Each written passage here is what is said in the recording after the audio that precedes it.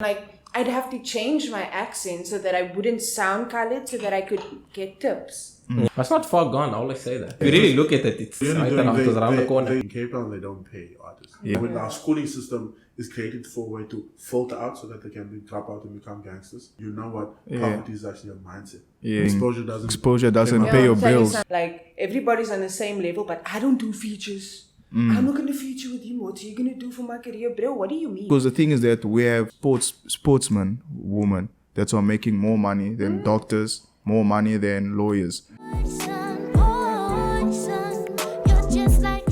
Even a qualified hairstylist, I don't know what I'm doing. I'm just doing my best. And like from there, I went to like creative directing and like try to like when I say I started from the bottom, like I was hungry. I was willing to be the tea girl. So when I got to this stage and I was sitting around accredited people, I felt in my personal life that I was deserving of a little bit of respect. Like, because you don't know what I've put in to be here.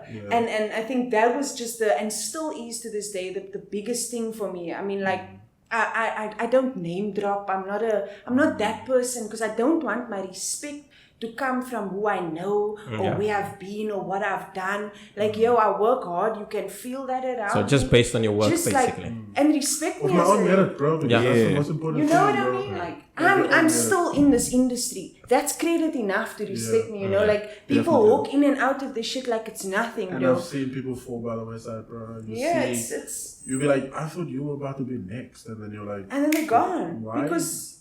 did you quit? And that even happened. But again, like, for anybody that wants to come in this industry, whether you're a manager, whether you're an artist or whatever, resilience is your best friend. This shit has tested me emotionally, financially, physically, fucking everything. Like, it has pushed me to limits that I'm proud of. It has pushed me to limits that I'm proud of. Because you had to learn. You know, like I've done some. I've never fucked my way to the top. Thankfully, I fucked other things, but I didn't fuck my way to the top. That's a disclaimer. Because I would be at the top if I did that. You know, like, I'm still chilling. I'm still here. So obviously it didn't work. Obviously didn't work. You know, I'm still out to the south. We're gonna try something different next time. But like. In all honesty, this industry is like a very beautiful, chaotic mess. Like, if you don't really, really love this shit, and I don't mean you love making music, that is not enough. There's a 10%. It's like in a relationship, love ain't shit, bro. Love is not enough. Love won't make you survive here. I have gone through the last year and a half of my life not buying clothes, compromising on buying fucking roll-on, you know, like, I'm being serious. Something as small as that, something as small as prolonging getting my cat sterilized, because that was 1,500 rand that could go into something else. And I had to make sure that we had catalogs, that we were doing... coming up with new ideas, shooting adverts for local brands, and all of that took money. So I was compromising my own comfortability, my own mental comfortability. You know, like, wherever you choose to place yourself in this industry, there will always be great sacrifice. And it is your duty to greatly equip yourself. And one of the biggest lessons I've learned in the last few months was that the only thing that made me lose here was that I stopped paying attention to what I needed in order to survive the industry.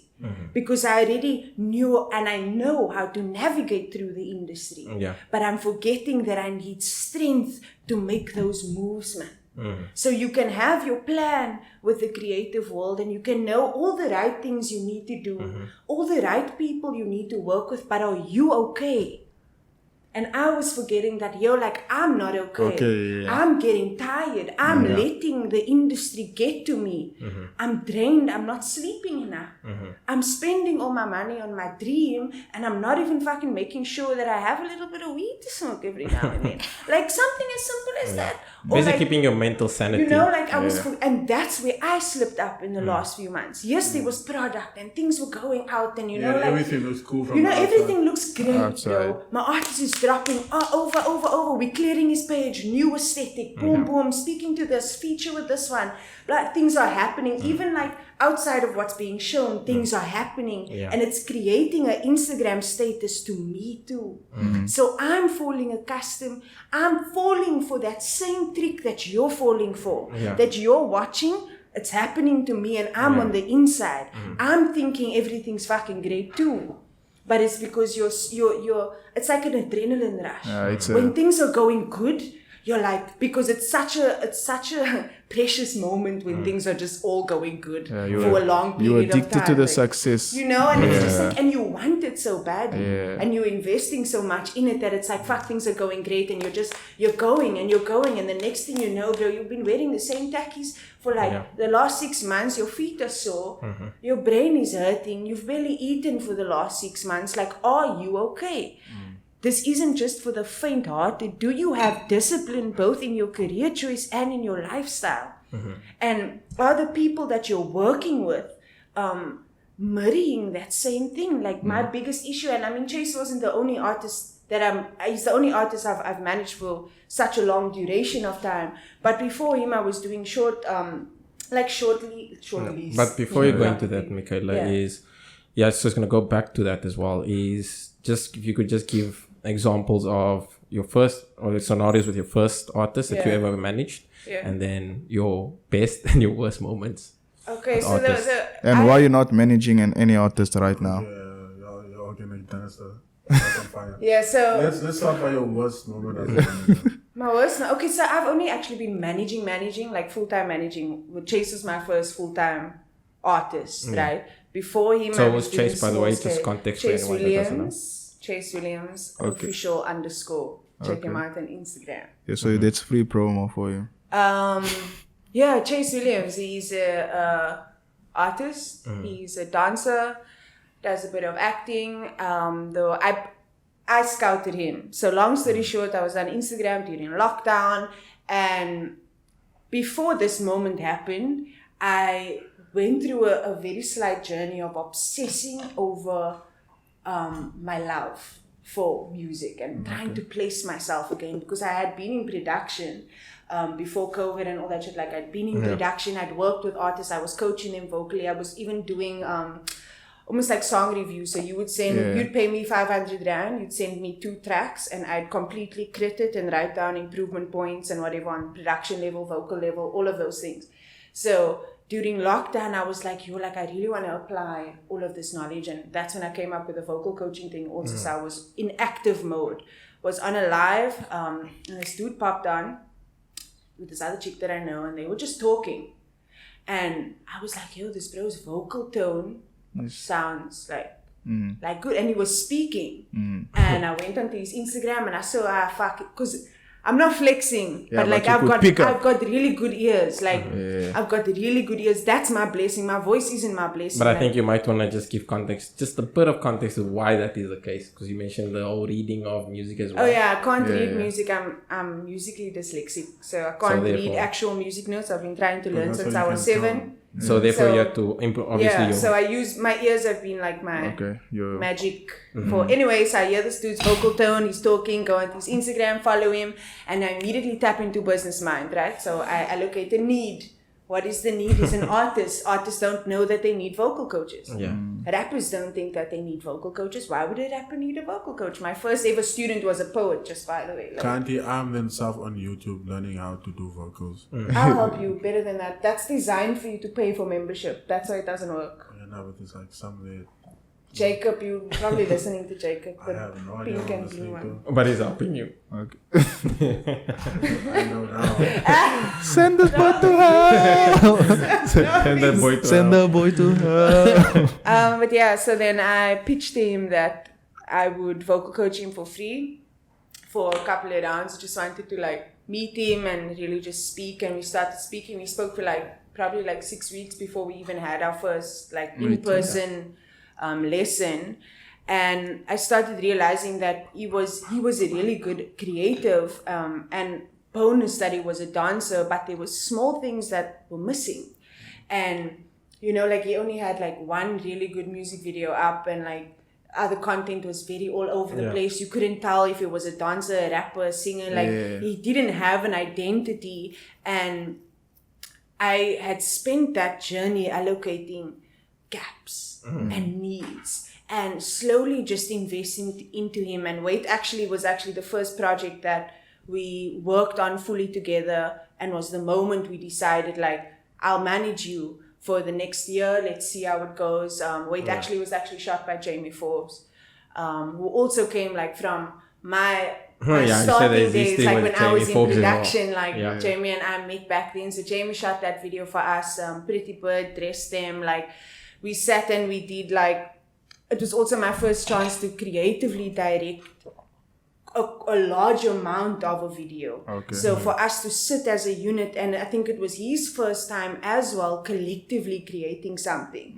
which almost created a habit between us, where every product that went out was collective. So we would always invest into the product. There was always a plan. There was always like, we're not just going to put a music video out. There has to be a message. There has to be meaning. And I would almost get like, my artist side would be very entertained by it, because it's like, oh fuck, like, we're still getting that those endorphins, and the management side of me enjoyed it, because I was able to not just allow somebody to create freely, but guide them on how to properly do it. The worst moments though, or the challenging parts with that, is that when you manage a artist who's been independent for a long time, and you start sowing into their career structure. Yeah, they start seeing it as they are losing control of their career. And the sad thing is that you, as the opposing person, you don't have a way to control that or to validate it, because it's personal. And the challenge, I think, with not just me and Chase, but I think with a lot of independent artists and managers who aren't assigned to a label, is that you feel like you'd never have anything that's fully your own. Because you're having to work together with other guys, and there's nothing wrong with it. It's beautiful. It is insanely beautiful. But my challenge with just dealing with that was that it was hard for me as a manager to navigate through how to help and not take away. Because now you're fighting the business side on a personal thing that you don't understand. I didn't live Chase's life.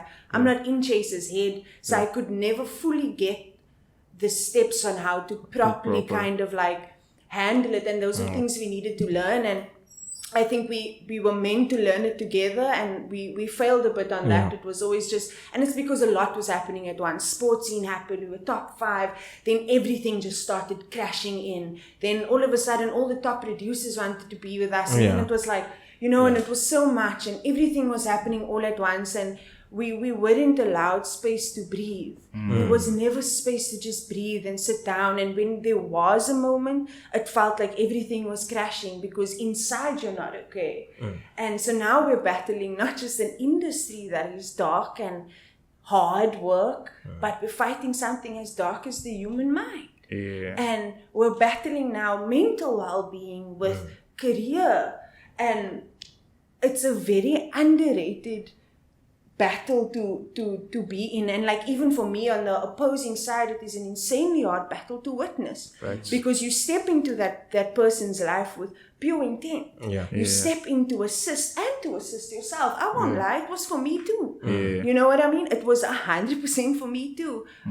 But a mutual relationship. You know what I mean? And feeding into him made me feel like I was doing what I love doing. And the hard thing is that like, you need to be ready. And I don't just mean ready. You need to be mentally ready. And this is one of the last conversations we had with each other recently, was that you have to be ready for this shit. You can't walk into this just wanting it and loving it. You need to be ready for this industry. You need to be ready because it's going to fuck with your head. Of course. It's going to fuck with your emotions. You're going to want to quit. You're going to wake up every other morning thinking you're a failure. You're going to hate yourself when people don't react to your video that you worked 6 months on. Nobody knows how hard we worked on that. But that's all part of the journey. You know what I mean? And it's like... But not everyone is prepared mentally for That's that. the thing. You have to be ready for it. So I was ready. Yeah. And I say that on the most respectful level. If he watches this, I was ready. Yeah, because I think you took the journey, as you I said had before. been through it. Yeah, I had been through it. So I walked into the relationship intentionally. I stood there and I was ready. And that's why I could tell him, yo, stop watching your views. Yeah. Forget the views, bro. Put the product out consistently. Let's focus on that. Let's try this method. Let's try that method. I mean, I used to sit and study algorithms that changed every week. I was trying to do the hard work. So he can focus that on he his could craft. just push out content. And you know, like, and again, I say it with the utmost respect to him and to any other creative that knows us and knows our journey, is that it's not an insult to not be ready. Yeah. It is not an insult because anybody can look ready. If you look at him, he's a full package. He's an amazing vocalist. He has learned so much in the time he's been with me. He's a phenomenal lyricist, a great writer, phenomenal dancer. Whenever he performs, he has backup dancers and they're all in their fits. They are he is a put together, picture perfect. Package, you know, like he pulls up, everybody loves him.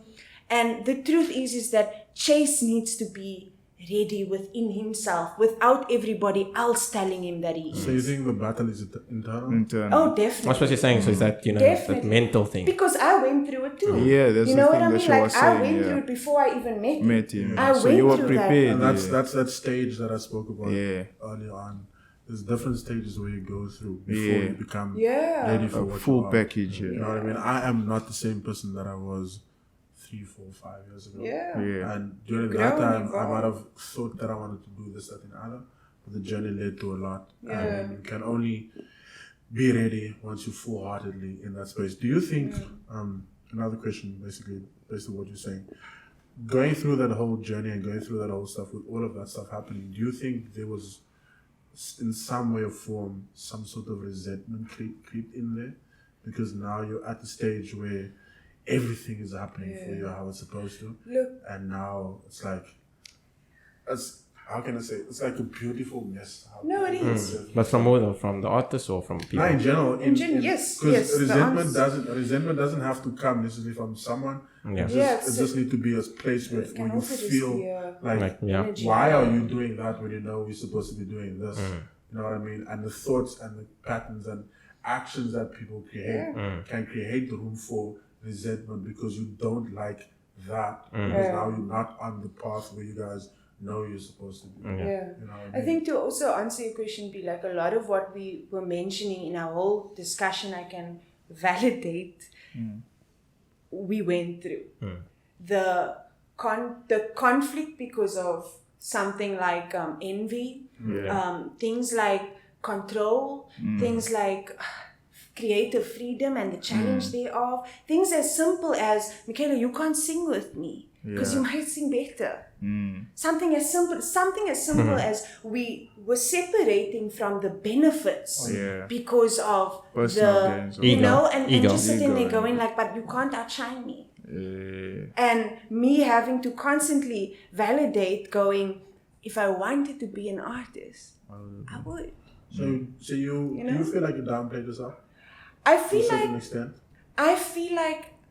Because of the place he was in, I wasn't able to fully do for him and our career what I wanted to and was able to. I knew that me having a voice, Biggie, was an asset. I knew that me being in the musical industry was an asset. I knew that me coming from a jazz background, and knowing as many musicians as I did was an asset. I knew that me knowing all the men at Good Hope FM and all these places was an asset. I didn't see it as, I know, I got so much connection. So now you've got to I didn't have a chip on my shoulder. I saw it as an asset. And the struggling part of it was that we crossed the line that that turn those assets into intimidation points or to, and it's on both of us. And it's things that we have to learn and things that we have to grow on as creatives and as people, and even just as friends with each other, like hopefully after the dust is settled. Is that that we So but basically from what you've been saying this time, you spoke in past tense, so the presumption is that you're not managing him anymore? Well, currently right now this is the first time I'll be saying it out loud, because I also didn't want to put it out or say it loudly. People have noticed, probably, I won't lie. People have naturally noticed, and I have been asked questions about it. And I think the reason I don't say it is because I hate making a damn fool out of myself. It's like when you tell your friends that you broke up with your boyfriend, and then like also 2 weeks later when you're it's back something with that him. when you're texting and stuff, people take it out of context. You know what I mean? Like, Don't so say it, because you never know what can happen. yeah, look, Chase and I will forever be Chase and I. So you're just And taking a break.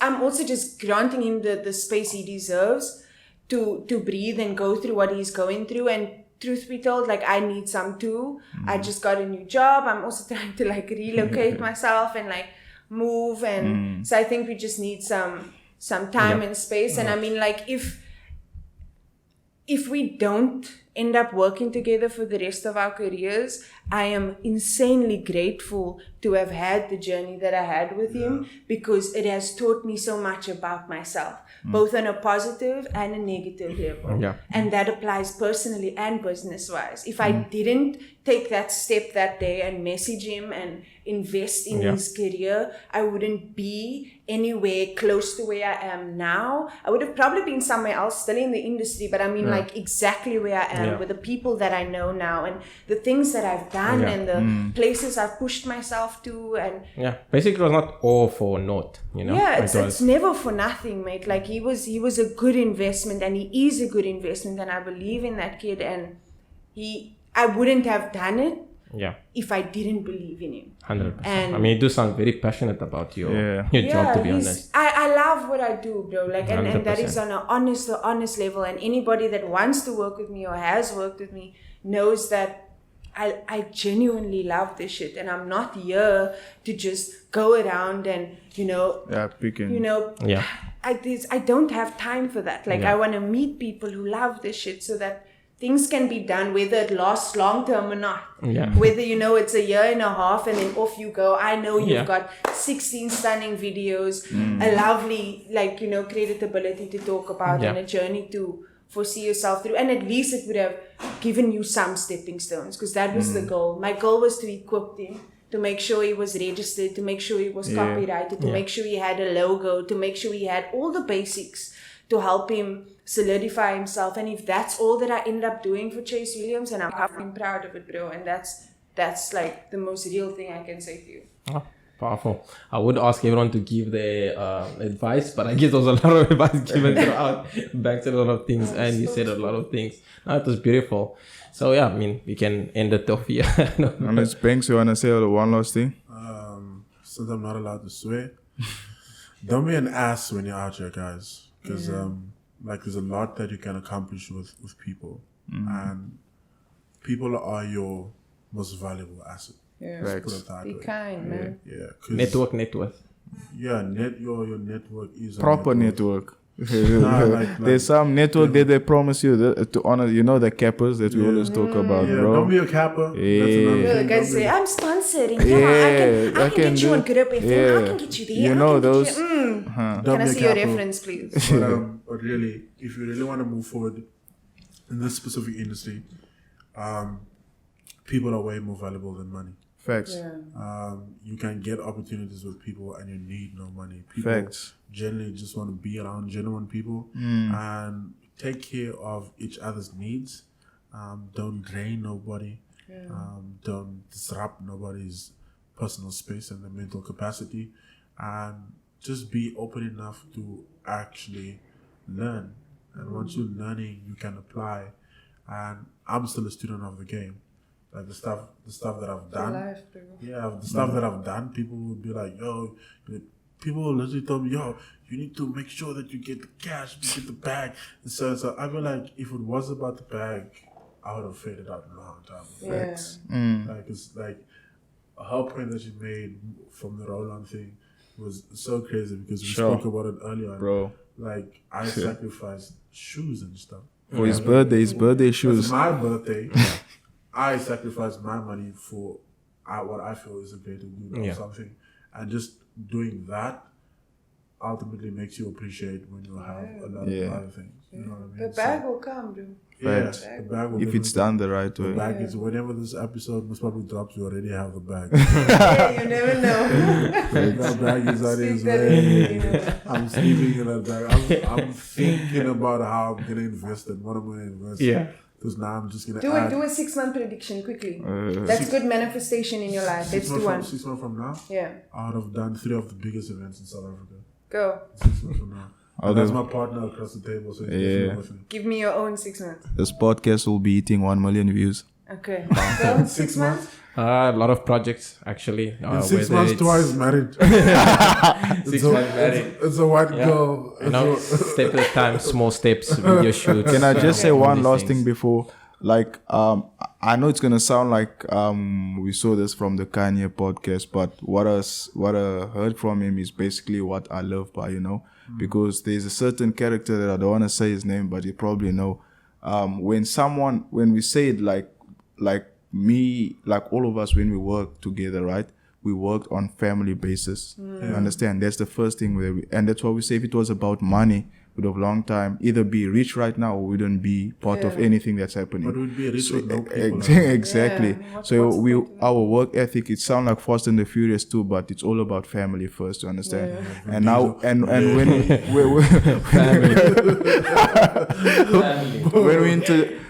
when we work with people, the first thing that we want to hear, and like this person, it's not even this, it's a lot of them. Sometimes we also wonder, like, is it just us that have this mindset of, you know, money will always come if the relationship is there. Do you understand? So this person told me, no, for me it's business first. And I'm telling him, so what happened when the business is no longer there? Then what? And he couldn't answer. So back to the thing is that we want to be at a point where, you know, certain point where the relationship get you the bag or the relationship get you where money can't get you through. So that is more important, you know. Definitely. And I'd always say it's better to be with 40 millionaires than one, bro. Because all of us sitting here could be millionaires. Yes. And as it was and everything, we own the entire world. Then being a millionaire on your own. And having to look behind your back the whole time. Yeah. You know what I mean? And to stay inside your house because you can't go outside because you've stepped on too many people. Exactly. Burn Burn the bridges.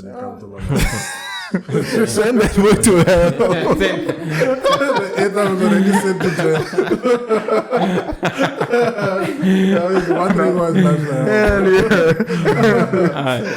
One last note, I just want to say thank you. No, you're welcome. I just want to say thank you, yo. This is a powerful thing to do. Yeah. I know I'm gonna go home feeling hella lighter, just knowing that it's not just speaking, because I could have gone live on Instagram and spoken. But speaking with like-minded people makes me also, like, I hate having hope because I feel like hope never fed nobody. But this gives you hope that you know, like we're not on a blind ass journey chasing a dream that doesn't exist. We can actually invest in each other and build a better. Sit down and have conversations that add value. Shout out to Banks and Banks too, and everybody probably is gonna have us on his podcast soon. Yeah, the Source podcast. We haven't seen it already. Please watch the Source podcast. It's gonna put the link below, right? And I'm telling Twaha that on my show there's no such thing as filter. There's no filter. Come prepared. I'm sorry if I break your ears with my profanity. No, it's fine. It's so good. We're definitely gonna do that. And thank you for the platform. I've seen it from the start. Yeah. You know, and again, you know where the journey started towards now. You have to adjust. Of course, for the goal. Facts. But the goal is still to get all the same to where it's supposed to be. 100%. For many people that might not know, as soon as stuff is open again and we're allowed to go to festivals, Cut would be the place where you can buy your tickets and they will keep you up to date with everything. So that is true, bro. The app, the Cut app, it's not dead yet, eh? This nigga is living in 2029 already. Facts, bro. You might even have virtual reality shows. All I'm saying is that you better be envious that I'm sitting at this table. my circle's equipped. Nah, but We got a white bitch. at the end of the day, Your celebration is white bitch. I'm like, they made an app. They made a fucking app. at the end of the day, like I always tell everyone that comes on this podcast and whatever is that, you kind of are the future. You are those people like, you meet like, oh, this guy or this person is in the industry. Oh, this is the manager's managing artist, got this whole company going on, this is the event, or this is the artist, this type of things, which is going to be, I look forward, to be honest, like I always love find the future, even with the podcast. It's like, where are we going to be at episode 100? Where are these people we've talked to going to be at? We real come estate. back. Maybe you're owning those 400. We are those guys. It's like, is that... Also, don't buy in Camsbay, guys. like if I'm going to leave you with a jewel, if you're really going to do property, right? And you're thinking of buying a house in Camsbay. Don't do it. The beach and all of that is there, but you can have 12 acres of land in Constantia with that same money. You're not spending in Camsbay. What you want to spend on Camsbay, and you have an underground wine cellar and all of those stuff. And also Camsbay has a lot of what is that? That's why I said 12 acres. You buying 2 houses next. The drainage in Camsbay, Banks. We didn't talk about. Because in Camsbay, the plumbing is not the one. So you're gonna have shit in front of your house the whole time and shit coming out of your toilets and stuff. This is Biggie adding value to your future. Please take notes. If you're gonna buy, I'm gonna go buy by the old white folk that used to have those slave houses. I'm out there in Constantia, Bishop's Court and all of that shit. I'm gonna turn that into the party capital of Cape Town, to the point where the white people move out and I can own Constantia. Manifest. Manifest. Receive. And the podcast. And as always, thanks again to the guests. And if you haven't already click the like. I mean, you can't even dislike anymore on YouTube. Yeah, you can't dislike him. So go ahead and dislike if you can. No, I don't dislike. You can't dislike anymore. Dislike option. Yeah, it's crazy. So now it's like all positivity. Stop cyberbullying. Well done to the person that's striking. So don't forget to like, subscribe, and comment down. And don't forget to follow Biggie Banks. Balenciaga Banks. Balenciaga Banks. Gmail. And follow we're over there. And Mekaylor as well. Yeah. So, and guys, go to Cut's social media page.